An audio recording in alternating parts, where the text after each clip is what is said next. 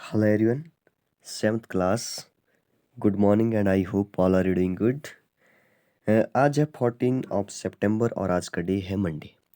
तो जैसा कि आपको पता है कि आज आपका जो है वो एमसीक्यूज टेस्ट होगा। आपका चैप्टर ख़त्म हो चुका है। हम पढ़ रहे थे chapter number 8 winds storm and cyclone. तो आपको पता है कि उसके बाद एमसीक्यूज टेस्ट होता है। ठीक है। तो आई होप कि आपने जो है वो अच्छी तरह से तैयारी की होगी।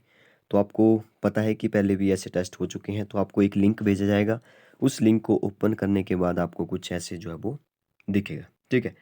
सबसे पहले यहाँ लिखा है 7th क्लास साइंस। ठीक है। एमसीक्यूज टेस्ट चैप्टर नंबर 8 का है wind storm and cyclone. Total MCQs है 10। ठीक है। टोटल एमसीक्यू कितने हैं? 10। और आगे लिखा है मैक्सिमम मार्क्स 20। ठीक है। टोटल एमसीक्यू 10 है और मैक्सिमम मार्क्स 20 है। इसका मतलब ये हुआ कि एक क्वेश्चन जो है वो 2 मार्क्स का होगा। ठीक है। एक क्वेश्चन 2 मार्क्स का होगा, तो आपने जो है वो ढंग से एक क्वेश्चन को करने से पहले ढंग से सभी ऑप्शन जो है वो रीड करने हैं। ठीक है। उसके बाद ही आपने टिक करना है। एक बात और बता दूं, आपका जो फर्स्ट अटेम्प्ट होगा वही काउंट किया जाएगा। सेकंड अटेम्प्ट अगर कोई करेगा, ठीक है, या दूसरे मोबाइल से अगर कोई करेगा तो वो अटेम्प्ट आपका काउंट नहीं किया जाएगा। ठीक है। तो आपको एक बार में ही टेस्ट देना है, दूसरी बार वाला वो काउंट नहीं किया जाएगा। ठीक है।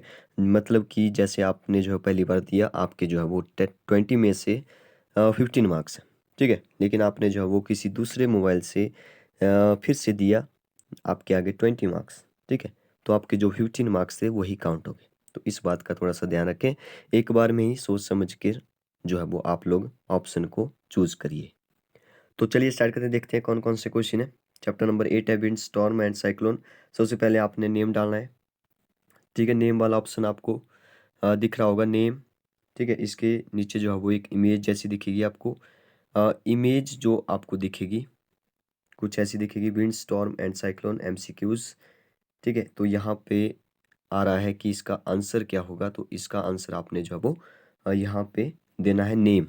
ठीक है। नेम क्या है वो आपने नेम अपना नेम डालना है। ए जो है वो कंपलसरी है, ये डालना ही पड़ेगा। रोल नंबर जो है वो आप डाल सकते हैं या नहीं भी डाल सकते हैं, कोई प्रॉब्लम नहीं है, लेकिन कोशिश करें कि रोल नंबर भी साथ में डालें। क्वेश्चन नंबर 1 देखिए, when wind speed increases air pressure dash. ये बोल रहा है कि जब जो है वो विंड की स्पीड इंक्रीज होती है तो एयर का जो प्रेशर है वो क्या होगा? इंक्रीज होगा, डिक्रीज होगा, रिमेन्स कांस्टेंट। यहाँ पे रिमेन्स कांस्टेंट का मतलब है कि कांस्टेंट रहेगा, जैसा पहले था वैसा ही रहेगा, कोई फर्क नहीं पड़ेगा। ठीक है। और लास्ट ऑप्शन है नन ऑफ द एबव, मतलब कि इनमें से कोई नहीं। जो ऊपर वाले ऑप्शन थे इनमें से कोई भी नहीं है इसका आंसर। क्वेश्चन नंबर 2 देखिए, what is the name given to the wind blowing from sea to land. जब सी से लैंड की तरफ जो है वो एयर ब्लो करती है, ठीक है, तो वहाँ पे क्या बोलते हैं हम लोग? तो यहाँ पर भी ऑप्शन है। ये चैप्टर हम लोग मतलब इसके बारे में हम लोग पहले भी पढ़ चुके हैं, पिछले चैप्टर में भी पढ़ चुके हैं, पिछली क्लासेस में भी पढ़ चुके हैं। ठीक है। थंडर स्टॉर्म होगा, या लैंड ब्रीज होगा, या सी ब्रीज होगा, या नन ऑफ द एबव होगा। देखिए यहाँ पे 4 ऑप्शन मिलेंगे आपको हर एक क्वेश्चन के। ठीक है। जितने ज़्यादा ऑप्शन होते हैं उतना ज़्यादा जो है वो थोड़ा सा ऑप्शन चूज करने में थोड़ी सी प्रॉब्लम होती है, इसलिए जो है वो आपका एक क्वेश्चन जो है वो 2 मार्क्स का है। ठीक है। तो इसको जो है वो ढंग से सोच समझ के चूज करें। क्वेश्चन नंबर 3 देखिए, which one of the following statement is incorrect.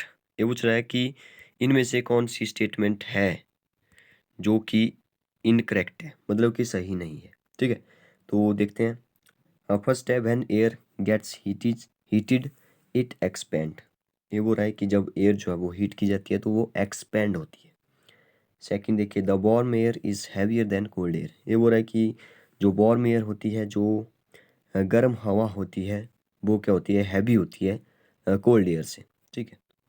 Third option देखिए, when air get cooled it contracts. ठीक है। वो रहा है कि जब एयर जो है वो कूल होती है, होती है तो कॉन्ट्रैक्ट करती है। क्वेश्चन नंबर लास्ट ऑप्शन देखिए, air moves from high pressure region to low pressure region. Air जो है वो हमेशा हाई प्रेशर से लो प्रेशर में ट्रेवल करेगी, इसका मतलब ये हुआ। क्वेश्चन नंबर 4 देखिए, an instrument use to study the speed of wind is called.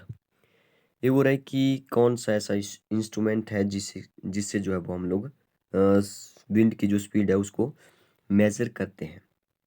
तो मैनोमीटर से या एनीमोमीटर से या स्पीडोमीटर से या एमीटर से, इनमें से कोई एक सही आंसर होगा। क्वेश्चन नंबर 5 देखिए, the word has been derived from Arabic word मौसम which means season, the word is.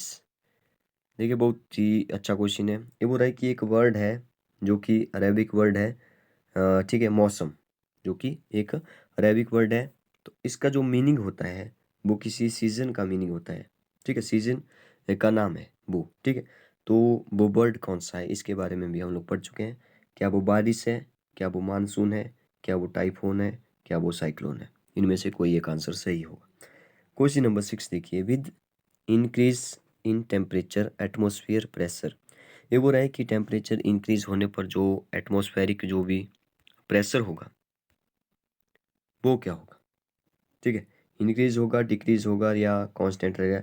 यहाँ पे इस ऑप्शन को ध्यान से देखिए, कांस्टेंट का मतलब है कि कोई चेंज नहीं आएगा, जो जैसा टेम्परेचर पहले था, मान लो कि 40 डिग्री था, तो 40 डिग्री रहेगा, मतलब कि कांस्टेंट रहेगा, ठीक है। लास्ट ऑप्शन है कैन इंक्रीज और डिक्रीज, वो रहे कि इंक्रीज भी हो सकता है और डिक्रीज भी हो सकता है, ठीक है। तो इनमें से कोई एक आंसर सही होगा। क्वेश्चन नंबर 7 देखिए, which one of the following is not recommended during lightning for thunderstorm, ठीक है। ये हो रहा है कि इनमें से जो है वो कौन सा ऑप्शन जो है वो थंडरस्टॉर्म के लिए रिकमेंड नहीं किया जाता है, ठीक है। तो इसका जो भी ऑप्शन है उनको देखते हैं। मतलब कि जब थंडरस्टॉर्म आ जाता है तो हम लोगों को क्या नहीं करना चाहिए, इसका मतलब ये हुआ सिंपल मतलब, ठीक है। फर्स्ट ऑप्शन है टेक शेल्टर इन अ बस और कार, ठीक है। ये बोल रहा है कि बस और कार में से किसी एक में जो है वो आप लोग शेल्टर कर सकते हो, मतलब कि रुक सकते हो, ठहर सकते हो। सेकंड ऑप्शन देखिए, in a forest seek shelter in a low area under a thick growth of small tree. ये हो रहा है कि आप वहाँ पे रुक सकते हो जहाँ पे जो है वो ज़्यादा बड़े बड़े ट्रीज ना हो, स्मॉल ट्रीज हो, ठीक है। नेक्स्ट देखिए, take shelter under isolated tree, ठीक है। ये हो रहा है कि वहाँ पे रुकिए जहाँ पे जो है वो एक आइसोलेटेड ट्री हो, मतलब कि एक सिंगल ट्री हो, ठीक है, वहाँ पे रुकिए।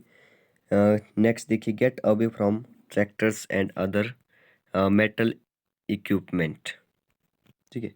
ये हो रहा है कि अगर आप लोग जो है वो ट्रैक्टर या अदर जो है वो मेटल के इक्विपमेंट के पास हो तो वहाँ से जो है वो चले जाएं, ठीक है। तो इनमें से कोई एक आंसर सही होगा। क्वेश्चन नंबर 8 देखिए, equator is a region of dash pressure. Equator में कैसा प्रेशर होता है, while poles are region of dash pressure. Equator में देखिए कौन सा होता है, हाई होता है तो यहाँ पे हाई होगा, लो होता है यहाँ पे पोल्स पर तो यहाँ पे लो होगा, ठीक है। लो हाई होगा या हाई हाई होगा या लो लो होगा, ठीक है।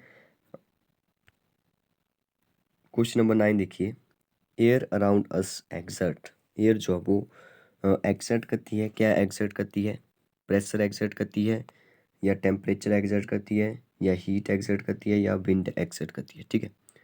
क्वेश्चन नंबर 10 देखिए, which of the following which of the following place is most likely to be affected by a cyclone. ये बोल रहा है कि कौन सा ऐसा प्लेस है, ठीक है, जो कि साइक्लोन से मोस्ट, मतलब कि सबसे ज़्यादा जो है वो अफेक्ट होगा, मतलब कि उसका जो है वो सबसे ज़्यादा प्रभाव किस प्लेस पर पड़ेगा।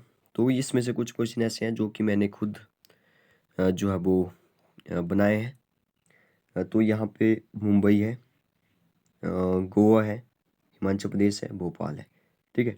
तो कहाँ पे जो है वो साइक्लोन का सबसे ज़्यादा इफेक्ट पड़ेगा, ठीक है। आपको पता है कि कोस्टल एरियाज़ में जो है वो सबसे ज़्यादा इफेक्ट पड़ता है। तो मैंने एक छोटा सा हिंट दे दिया, अब आपको जो है वो इनके आंसर पता होने चाहिए। फिर आपको जो है वो लास्ट में एक ऑप्शन मिलेगा सबमिट का, सबमिट पर आपने क्लिक करना है, ठीक है। और मैं बता दूं जिसका जो है वो सबमिट नहीं हो पाएगा वो मुझे ऑप्शन को टिक करके स्क्रीनशॉट भेजें, या जिसका ओपन ही नहीं हो रहा है वो मुझे एसएमएस करें कि सर ओपन नहीं हो रहा है। ठीक है, ओके, ऑल द बेस्ट।